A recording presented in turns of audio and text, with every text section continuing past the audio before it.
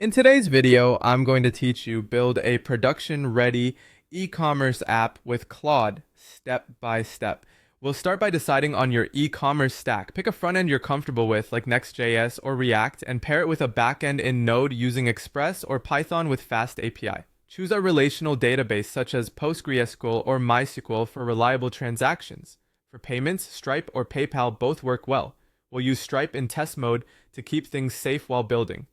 For authentication, decide between JWT or OAuth based on your needs and choose hosting like Vercel, Railway, or AWS. The key tip here is to stick with tools you know, so you can move quickly and iterate confidently. Next, create the project and start working with Claude. Open your terminal, make a new folder named eCommerce app, change into it, and launch Claude.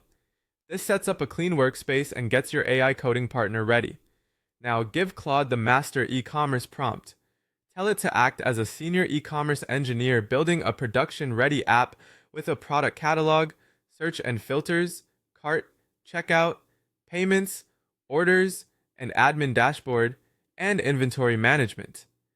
Emphasize that you want to build step by step without skipping, and that it should ask before major decisions.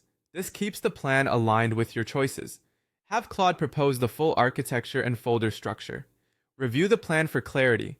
Make sure there's separation between front-end, back-end, and shared types, and that the database, API, and UI layers are well defined. When you're happy, approve it by saying, "Proceed with this architecture."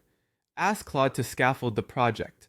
It will generate the project structure and base files so you can run and iterate immediately.